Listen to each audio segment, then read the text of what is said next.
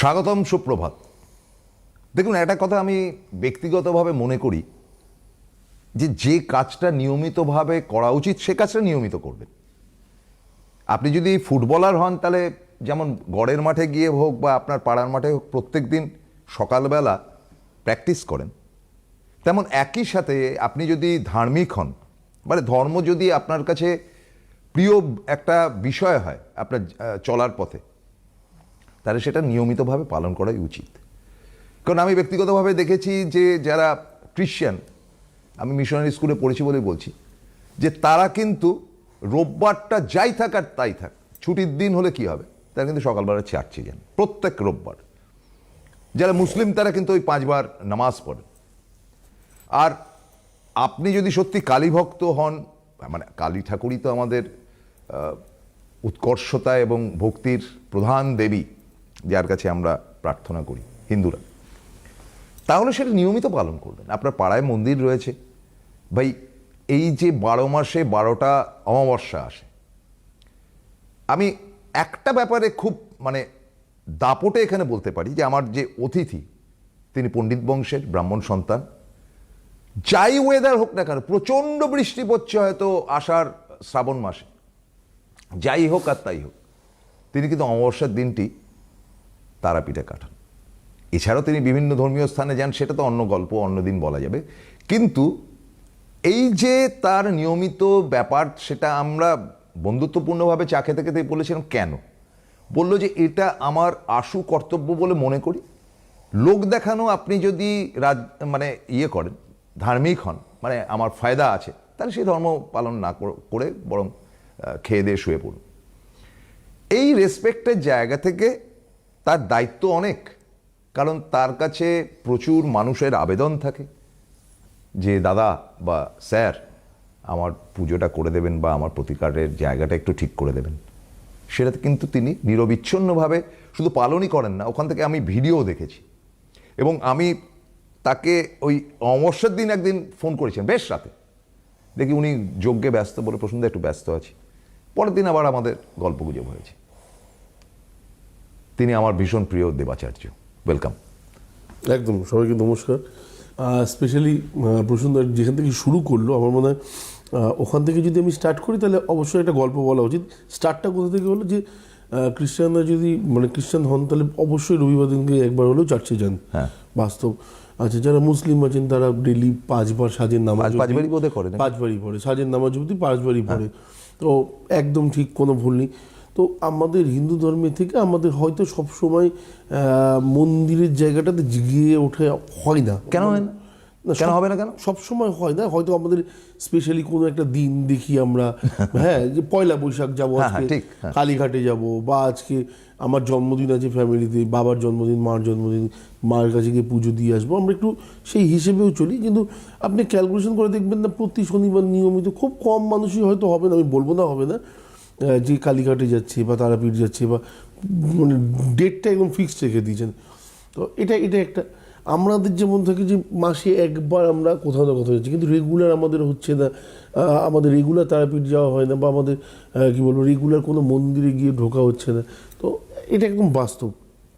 তো মেন ব্যাপার হচ্ছে আমরা না খানিকটা সময়, আমি আমার নিজের ধর্মের প্রতি নিজের দায়িত্ব নিয়েই বলি যে কখনো কখনো আমরা খুব বোকা হয়ে যাই, যে আমাদের তো কেউ একজন আছে যাকে আমাদের মানতেই হবে, যে ওপরে, যাকে আমরা দেখিনি, যাকে আমরা জানি না, যাকে হয়তো আমরা কখনো কৃষ্ণ বলে রাখি, কখনো শিব বলে রাখি, দেবতাদের মধ্যে একজন, ভগবানদের মধ্যে একজন। তো এই যে একটা বিশাল বিশ্বাস, তো আলটিমেটলি এই জায়গাটা কোথা থেকে এলো, বা কে, মানে এরা কারা? তো যদি কোনো কারণে আমরা প্রত্যেকে ট্রেনে সফর করি, মানে ঘুরতে যাই, আপনি দেখবেন যে প্রথমেই যখন ট্রেনে উঠবেন, ওঠার পর, আমি এই গল্পটা আগে একবার বলেছিলাম, তো আরেকবার বলতেও ইচ্ছা করলো, যে ট্রেনে ওঠার পরে দেখবেন কি করবেন, প্রথমে আপনার যা আছে লোটা কম্বল সেগুলো আগে ঢুকিয়ে ফুকিয়ে দিলাম, তলায় রাখলেন, রাখার পরে সামনে লোটাকে, কী দাদা কোথা থেকে, তারপর গল্প শুরু হলো, রাত্রে খাওয়া দাওয়া কমপ্লিট হলো, গুড নাইটও হলো, তারপর নিশ্চিন্তে একটা ঘুম। পরের দিনকে আপনার স্টেশন আসলে আপনি নেমে যান, বা তার স্টেশন আসলো সে নেমে গেল। একবারের জন্য আমরা ভাবি যে এই ট্রেনটা কে চালাচ্ছিল রাত্রিবেলায়, যে লোকটা চালাচ্ছে সেই লোকটা মানে ঠিকঠাক রাত্রে ঘুমিয়েছিল, মানে তার আগে 2-3 দিন ঘুমিয়েছে, বা এই লোকটা কোনো রকম নেশা করেনি তো, এইসব চিন্তাভাবনা কখনো মাথায় আসে? আমাদের এত দামি জীবনটা আমরা চোখ বন্ধ করে একজনের হাতে রেখে দিয়েছি, তাকে আমরা চিনিও না। তো অটোমেটিক্যালি আমাদের যে লাইফটা আছে সেইটা আমরা কারোর হাতে যদি সমর্পণ করে দিই, সেই তো আমাদের টেনে নিয়ে যাবে। তাই তো। তো প্রবলেমটা হচ্ছে বাসের মানে একদম লাস্ট সিটে যদি আপনি বসেন না, আপনি বুঝবেন বাসের ড্রাইভারকে দেখতে পাবেন, সব কিছু পারবেন, কিন্তু সামনের সিটে যে বসবে সে ভগবানকে দেখতেও পারবে, তার কার্যপ্রণালীটাও দেখতে পাবে।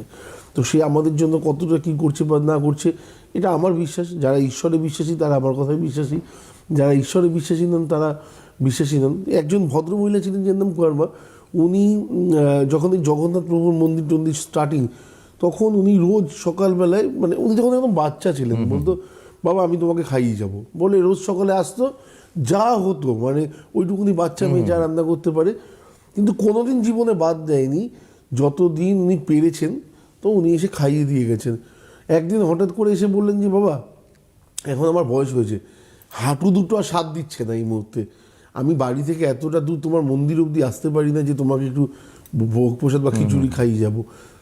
জগন্নাথ দেবের ফার্স্ট প্রসাদ কিন্তু খিচুড়ি। তো তো এবং এত ভালো খেতে, একদম। তো তোমাকে যে খাইয়ে যাব এটা আমার না সম্ভব হয় না। তো যদি পারো একটু নিজে একটা রূপ নিয়ে এসো আমার ঘরে, আমি খাওয়াবো। তো পরের দিনকে সকালবেলায় হঠাৎ করে একটা বাচ্চা আসলো, ও মা রান্না হয়ে গেছে, আমাকে খেতে দেবে একটু, হঠাৎ করে। তো বললো আসো বাবা খাও। তো খিচুড়ি খাইছে, দ্বিতীয় দিন খাইছে, তৃতীয় দিন খাইছে। তো চতুর্থ দিনের দিনকে ওই মন্দিরের যে পূজারী আছেন, সে পূজারী এসে বললো তুমি সকালবেলায় ঘুম থেকে উঠে ঘরটা ঠিক করে সাফা না করে জল টল না দিয়ে তুমি ভগবানের জন্য ভোগ রান্না শুরু করে দিচ্ছ। এটাতে ভগবান কিন্তু, ভাবটা বুঝুন, এটা কিন্তু ভগবান ভালোভাবে নেন না, সন্তুষ্টভাবে নেন না। তো উনি বললেন সত্যি তো, তাহলে তো আমার অন্যায়। তো ভালো করে ঘর টর পরিষ্কার করে ঠাকুরকে খেতে টেতে দিয়ে সমস্ত কিছু করে এসে জগন্নাথ দেবের জন্য ভোগ প্রসাদ রান্না করছেন। তো বাচ্চা ছেলেটি আবার রোজকার মতো এসে গেছে, মা খেতে দেবে না, খেতে দাও তাড়াতাড়ি। তো সঙ্গে সঙ্গে বাচ্চা ছেলেটিকে খেতে দিয়েছে, বলছে দেখো আজকে আমি ঠাকুরকে পুজো দিতে গিয়ে আমার লেট হয়ে গেছে, তো আমি যেটুকুনি পেরেছি সেটুকুনি আমি তোমাকে তৈরি করে দিলাম। তো ও কী করেছে, তাড়াতাড়ি বলছে তুমি তাড়াতাড়ি দাও, ওইদিকে ফটক খুলে দেবে, ফটক মানে দরজা খুলে দেবে, তো তুমি তাড়াতাড়ি দাও। তো ও খুব গোগ্রাসে খেয়েছে, বাচ্চা ছেলেটি খেয়ে দিয়ে চলে গেছে। এবার পুরোহিত মশাই সকালবেলায় গেছেন, গিয়ে আস্তে করে দরজা খুলেছেন। দরজা খুলে দেখছেন যে মুখের মধ্যে জগন্নাথ দেবের কিছু লেগে রয়েছে। তো উনি যখন হাত দিয়েছেন, দিয়ে দেখছেন প্রচণ্ড গরম, মানে ওটাকে জগন্নাথ দেব মানে গোগ্রাসে খেয়ে তাড়াতাড়ি করে মার হাত থেকে খেয়ে চলে এসেছেন। সেদিনকে রাত্রিবেলায় জগন্নাথ দেব ওনাকে স্বপ্ন দেখান যে মানুষের ভাবটাকে বিচার করতে শেখো, যে উনি ওই অসুস্থ মানুষটা তার ভগবানকে সন্তান সমতুল্য হিসেবে খেতে দিচ্ছে, এটা আমার কাছে বড় পাওনা। তুমি কাল সকালে তার কাছে গিয়ে ক্ষমা চেয়ে এসো। তুমি তাকে যে ভাবের মধ্যে দিয়ে দিয়েছো, এই দুনিয়াটা আলাদা, এই দুনিয়াটা ওনার নয়, ওনার সাথে আমার সেই ইয়েই নেই। আজকে দীর্ঘদিন ধরে উনি আসেন, তো পুরোহিত মশাই তো দেখে অবাক। তো আলটিমেটলি আমরা বলি না সব কিছুতে শেষে একটা কিছু ওয়ার্ড থাকে, সেটা হচ্ছে ভাব। যে ভগবান আপনার কাছ থেকে খাচ্ছে, ভগবান আমরা অনেক সময় বলি যে রামকৃষ্ণ পরমহংসদেব মা খা বলে হাতে করে নিয়ে খাইছে, অনেকে বলতেন পাগল, মা আবার খাবে নাকি, মাটির মূর্তি কী করে খায়। যে খাইয়েছে আর যে খেয়েছে এরাই জানে দুজন, একদম। তো বাস্তব এই ভাবটাকে নিয়ে যদি আপনি সমালোচনা করেন, অবিশ্বাসের জায়গায় দাঁড় করেন, আমার মনে হয় আমরা আলটিমেটলি বোকা।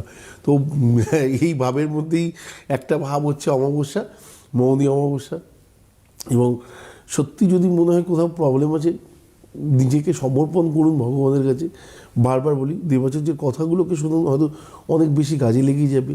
উপাচার, আচার, রেমেডি, এগুলো পার্ট অফ লাইফ একটা, অবশ্যই সেগুলোতে হেল্প করতে পারে, আপনাকে এক জায়গা থেকে অনেকটা জায়গা এগিয়ে নিয়ে আসতে পারে।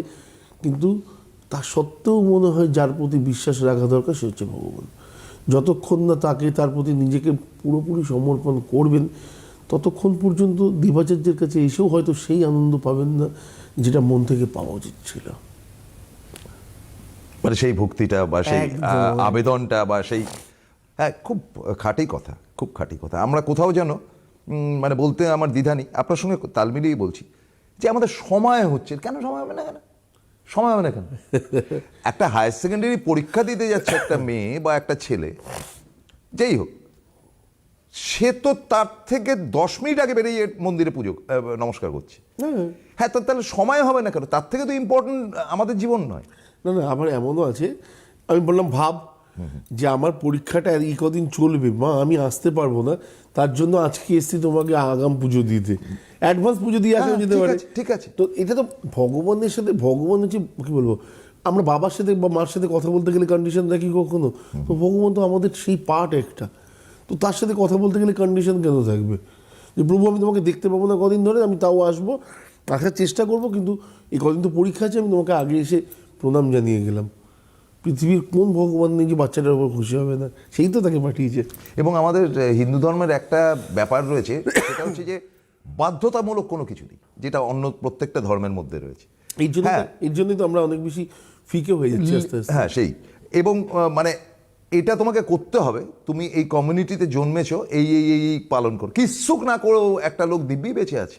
আমার কথা শুনুন, তার জন্ম হলো, তার ঘরে সে হয়তো একেবারে ঘোরতর লালপন্থী ইত্যাদি ইত্যাদি, তার ঘরে একটা ঠাকুর দেবতার পর্যন্ত, সে তো বেঁচে থাকছে 80 বছর 90 বছর, আমি জানি না শেষ জীবনে গিয়ে হয়তো বলছে ঠাকুর ইত্যাদি, সেটা অন্য গল্প, কিন্তু সেও বেঁচে আছে।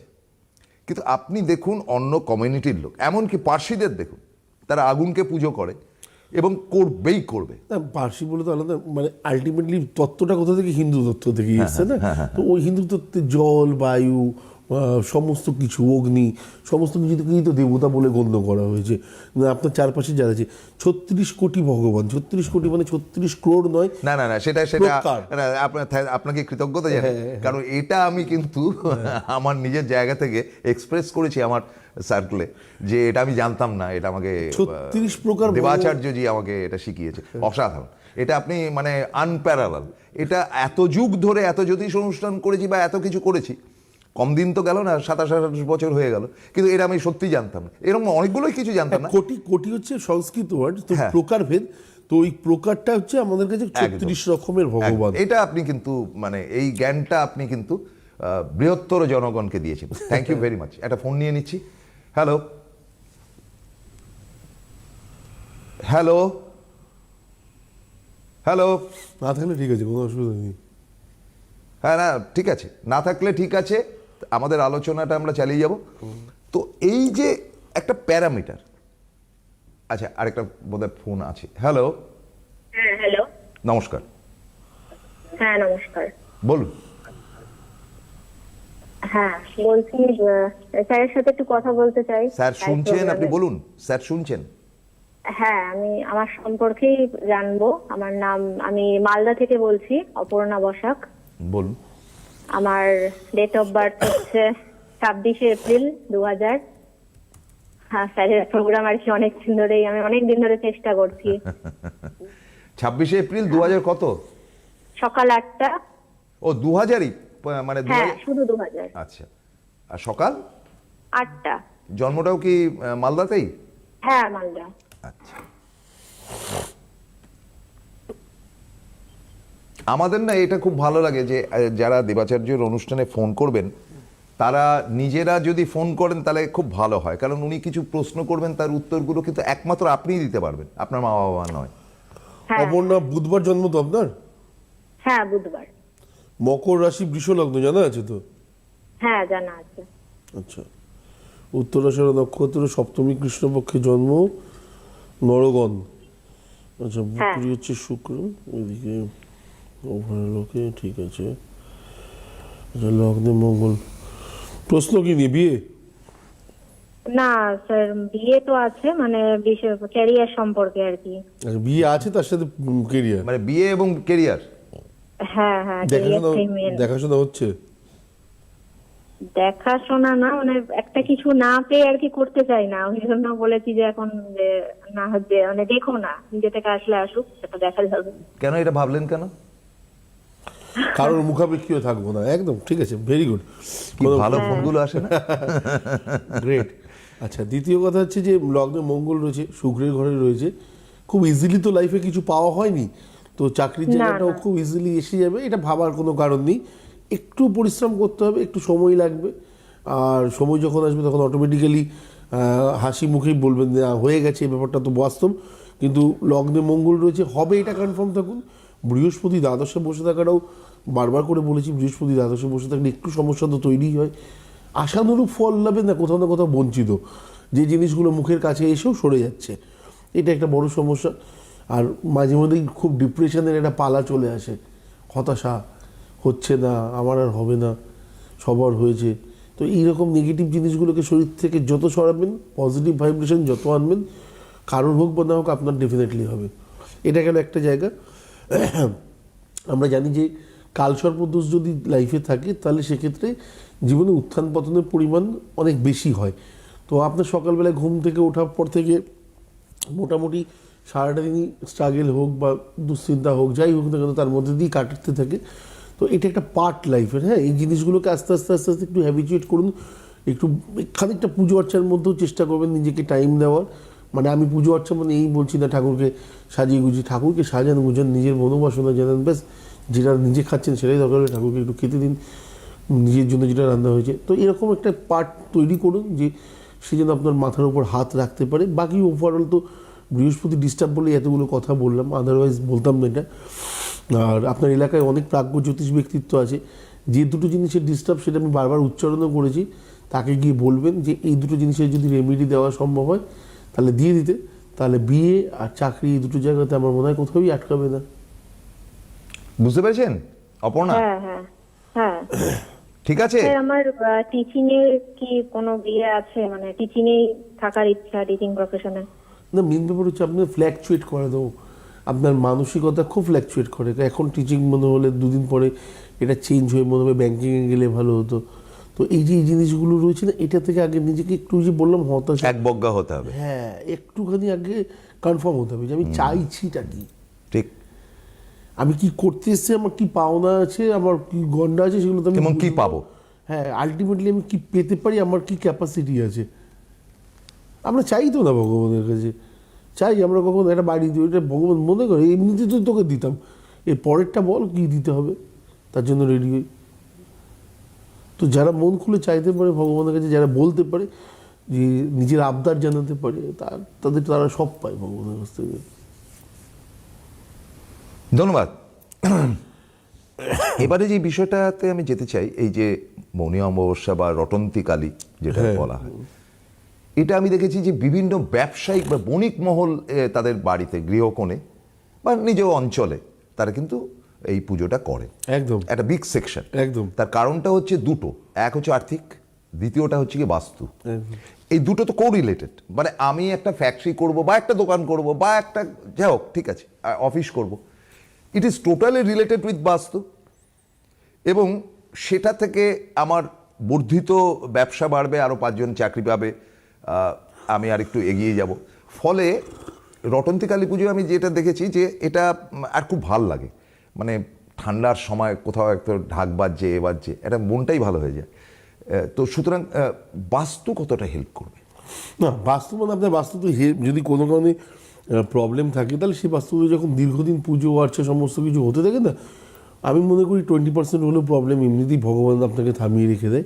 বাকি হয়তো আপনার জানা নেই, তার জন্য আপনি সেই জায়গাগুলো নিয়ে রেকটিফাই করতে পারেন না কখনো। শান্তি সস্তায়ন থেকে শুরু করে গীতা পাঠ এভরিথিং বাড়ির বাস্তুতে বড় বড় এফেক্ট আনতে পারে, এটা একটা দিক। দ্বিতীয় জায়গাটা হচ্ছে যে আমরা শুধুমাত্র ভাবি যে বাস্তুর এই অ্যাঙ্গেল খারাপ আছে, এটা ভেঙে হাতুড়ি দিয়ে ভেঙে ঠিক করে দিলাম, হয়ে গেল, এরকম না।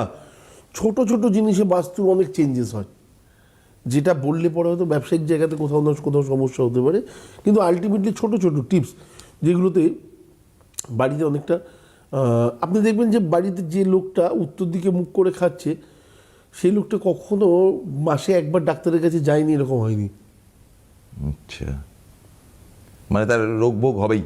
হ্যাঁ, উত্তরের দিকে উত্তর তো এমনি নেগেটিভ জোনে ফেলে রেখা হয়। বাবা, আচ্ছা, উত্তর দিকে আপনার শ্মশান, উত্তর দিকে মাথা করে মৃত ব্যক্তির মাথা রাখা, মৃত ব্যক্তি বাড়িতে আনলে তাকে সবসময় উত্তরের দিকে মাথা, দাহ করার সময় উত্তর দিকেই তার মাথা রেখে সমস্ত কিছু করা হচ্ছে, এভরিথিং। তো যেটাকে আচ্ছা, আমাদের এই যে ইলেকট্রিক চুল্লিতে ঢোকাচ্ছি, তার মানে স্ট্রেট যে দিকটা, ওটা উত্তরের দিক। একদমই তাই থাকবে। তো সেই জিনিসগুলো যখন জেনে আমরা ভুল করি, তো এটা আমাদের ভুল না, তো ডেফিনেটলি যে জায়গাগুলোকে আমরা রেকটিফাই করতে পারি, আমি উত্তর দিকে মুখ করে খাবো না, পূব দিকে মুখ করে খাবো, সারাক্ষণ এনার্জেটিক থাকবো, বক বক করতে পারবো, লোকের সাথে কথা বলতে পারবো, মিশতে পারবো, লোকের থেকে জ্ঞান নিতে পারবো, জ্ঞান দিতে পারবো, তো সেই জায়গাতে পৌঁছাতে পারবো অ্যাটলিস্ট।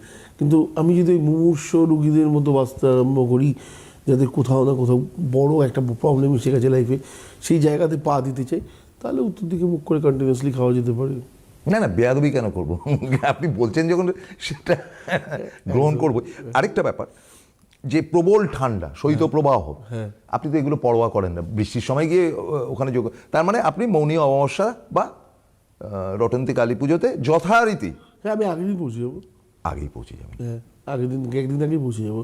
মাছকে যখন অ্যাকোয়ারিয়ামে ছাড়তে হয়, আগে দেখেছেন তো খানিকক্ষণ ভিজিয়ে রাখতে, হ্যাঁ, ঠিক। ওখানকার ওয়েদারটা আমাদের এখানকার ওয়েদারের থেকে আরো বেশি একটু ঠান্ডা হবে। হ্যাঁ, অনেক ঠান্ডা। তো নিজেকে একটুখানি কয়েক ঘন্টা থাকলেই আমরা মোটামুটি ঠিক থাকি। তারপরে তো ওখানেও গিয়ে প্রচুর জিনিস, এবং লাস্ট মুহূর্ত অব্দি অনেক সময় কাজ আসে, তখন কি হয়, মানে এমন পরিচিত মানুষদের কাছ থেকে আসে যাদেরকে আপনি না করতে পারবেন না, যারা হয়তো আপনার মানে কি বলবো, প্রতি মুহূর্তে আপনার জন্যই ভগবানকে রেখে আপনার ভালো, তো সেই মানুষটার কাজ না নিলে বরং সেটাও খারাপ দেখায়। তো তখন বারবার করে দোকান বাজার আমার লোকজনকে পাঠাতে হচ্ছে, এই হচ্ছে, তো হ্যাবিচুয়েটেড এখন ব্যাপারগুলো। তো ওগুলো নিয়ে এখন মনে হয় না এমন কিছু সমস্যা, যে ইভেন কি বর্ষার সময় সব থেকে আমার এখনো মনে হয়, মনে আছে যে আমাদের যে জায়গাটাতে বসবো পাশেই তো দ্বারকা, তো দ্বারকার জলে না অ্যাভেলেবেল ছিল, মানে পুরো ভর্তি হয়ে থাকে। হ্যাঁ একদম, এবং সেখানে বসার মতো জায়গা ছিল না। সকালবেলা 10:30 থেকে আমাকে ওখানে যে ছেলেটি জায়গা দেয়, সেই ছেলেটি মোটর লাগিয়ে পুরো জল সাফা করেছিল, করে রেখে রাত্রিবেলায় আমাকে বসতে দিয়েছিল 7:30 থেকে। তো আমি ওদের কাছে অনেক কৃতজ্ঞ, বাস্তব একদম। তো মানে ওরা, আমি যাওয়ার আগে সমস্ত ব্যবস্থাপনা, এবং লাস্ট অমাবস্যাতে আমি বলেছিলাম যে ভিডিও কলে বারবার করে যেটা আমি বলেছি দর্শকদের, হ্যাঁ দেখানোর থেকে আমার মনে হয় যে ইউটিউবে আমার একটা চ্যানেল আছে অ্যাস্ট্রোলজার দেবাচার্য, তো সেই চ্যানেলে আপনাদের কি বলবো, যেদিনকে অমাবস্যা থাকবে সেদিনকে ওই চ্যানেলে যাবেন, দেখবেন লাইভ দেখাচ্ছে। তো লাইভে ক্লিক করলে পরে আপনি দেখতে পাবেন ওখানে কি পুজো হচ্ছে না হচ্ছে। এছাড়া যারা কাজ করাচ্ছেন বা কোনো কাজের জন্য অলরেডি বুক করে গেছেন, তাদেরকে একটা করে লিঙ্ক পাঠিয়ে দেওয়া হয়। ওই লিঙ্কটা সন্ধ্যাবেলায় যখনই আপনি ক্লিক করবেন, সঙ্গে সঙ্গে চলে যাওয়া যাবে, দেখবেন যে আমার ওই চ্যানেলেই ঢুকে গেছে, ওই প্রোগ্রামটাই দেখানো হচ্ছে, এবং যেটা তারাপীঠ থেকে লাইভ। আগেরবার ভেবেছিলাম আমাদের বেশ কিছু ডিস্টারবেন্স হবে, হ্যাঁ ইন্টারনেটের জন্য একটু প্রাথমিক ইন্টারনেটের গন্ডগোল ছিল, হ্যাঁ তারপর থেকে আস্তে আস্তে না কিন্তু তারপরে তো ঠিক হয়ে গেছে, একদম। তারপর থেকে আর কোনো প্রবলেম হয়নি। তো এটা কন্টিনিউ হবে। এবং অনেকের এখানে একটা থাকে, আবদার থাকে যে দাদা আমরা ফোন পাই না। মেন ব্যাপার হচ্ছে এখানে না, ফোন দেওয়ার সময় আমার বলা থাকে একটাই ফোন দেওয়া হোক, যেন অনেকগুলো ফোন না দেওয়া হয়, তাহলে প্রসন্নদার সাথে এত সুন্দর সকালটা আলোচনার নিরিখে কাটতো না। যাদের মনে হবে, এটা খুব তাড়াতাড়ি তৈরি, মানে স্টার্ট করছি। এর আগেও 1 বছর আগেও আমি করেছিলাম, এবং প্রায় দীর্ঘদিন চালিয়েছিলাম ইউটিউব চ্যানেলেই প্রেডিকশন দেওয়া, এবং সন্ধ্যেবেলায় ঠিক এরকমই ব্যাপার থাকবে।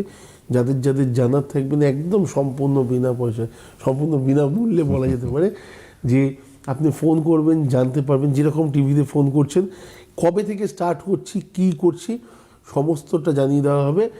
মানে এখন পুরো সিস্টেমটা তৈরি হচ্ছে। আমার মনে হয় ম্যাক্সিমাম আর 4-5 দিন লাগবে। নেক্সট উইক থেকে আশা করছি স্টার্ট করে দেবো। শুধুমাত্র তাদের একটুখানি কি বলবো, অ্যাডভান্স রাখা হবে, যারা একটু বয়স্ক মানুষ, যারা জীবন সম্পর্কে সবার কাছে গেলে বলে আর কি জানার আছে, তো তাদেরকে আমি অ্যাটলিস্ট জানাতে চাই অনেক কিছু জানার আছে। যে কটা দিন না থাকবেন, সে কটা দিন আরও ভালো মতো থাকুন, আনন্দে থাকুন, আমাদের সবার সাথে থাকুন। অর্থাৎ পরোক্ষে দেবাচার্যজি যেটা বলতে চাইলেন, যে জীবন আছে, মৃত্যু আছে, এবং এটা অস্বীকার করা যাবে না। কৃষ্ণ তো চলে গিয়েছিলেন, রামও চলে গিয়েছিলেন, তো ফলে যে কটা দিন বেঁচে আছেন সতেজভাবে থাকুন। আর কিভাবে থাকবেন তা তো আমরা মানে প্রত্যেক সকালেই আলোচনা করব, সোম থেকে শুক্র। দেবাচার্যজিকে অনেক নমস্কার জেনে শেষ করছি। নমস্কার।